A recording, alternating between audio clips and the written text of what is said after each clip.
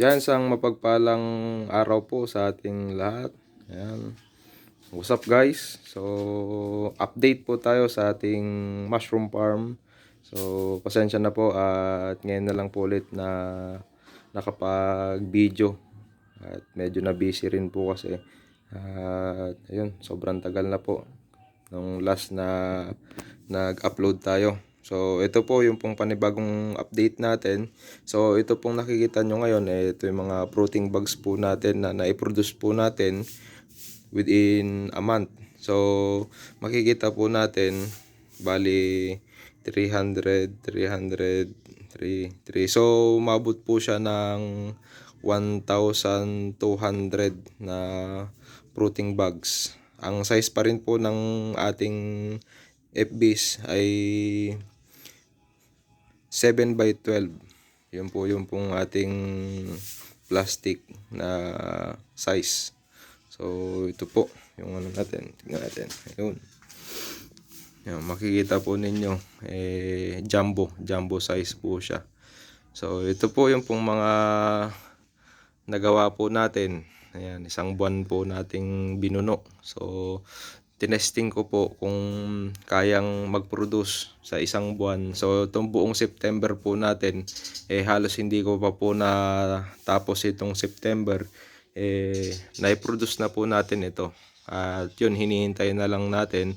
At hanggang ito buong October, papaputiin po natin itong mga to hanggang sa hanggang last week ng October or November siguro, or sabihin na lang natin na 40 days, 40 to 50 days yung pong pagpapahinog talaga natin dito po sa mga fruiting bags natin. So, ito po, yan.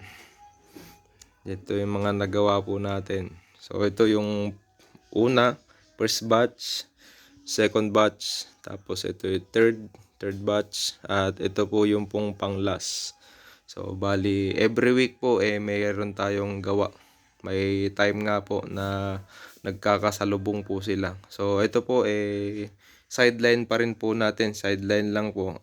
Tinatrabaho lang po natin tuwing umaga lang halos.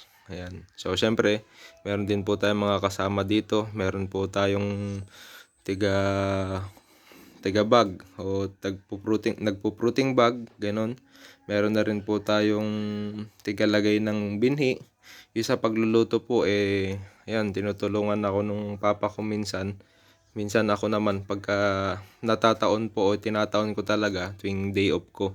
Kaya po ayun, nakakapagluto po tayo na sa isang linggo.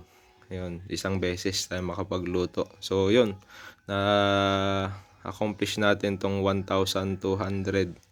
At sa tingin ko po kayang-kaya pa po itong paramihin pa sa isang buwan lang kung talagang siseryosohin lang. So ito po papetiks-petiks lang po tayo dito.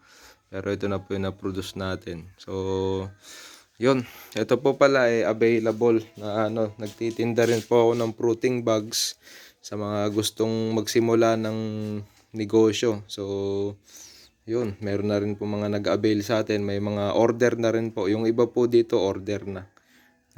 So syempre magtitira pa rin po tayo ng isasabit natin kasi marami pong bumibili ng mushroom, lalo na po ngayon. Actually po yung pong mga iba nagpupunta na po dito sa bahay para lang bumili. Dati nung una po, hirap na hirap tayong magtinda, binabahay-bahay natin. Sa ngayon po meron na po tayong mga tindera din, o yung po mga nagpupunta mismo dito sa bahay, tapos sila na po yung naglalako sa kung saan po sila magtitinda. So yun, yun na lang po yung nangyayari po dito. So less sa work na rin po sa akin. At ang kagandahan po nun ay nakakapagbigay din po tayo ng trabaho pa sa iba. So yun naman po yung maganda po dito. So yun na lang guys, ito po yung pong update natin sa ating pagmamashroom. So maraming salamat po sa patuloy na pagsuporta nyo. dito po sa aking YouTube channel. At please, kung pwede po na mag-subscribe po kayo or i-like nyo po itong video natin kung nakatulong po sa inyo. Maraming salamat po. Pagpapala po sa inyo.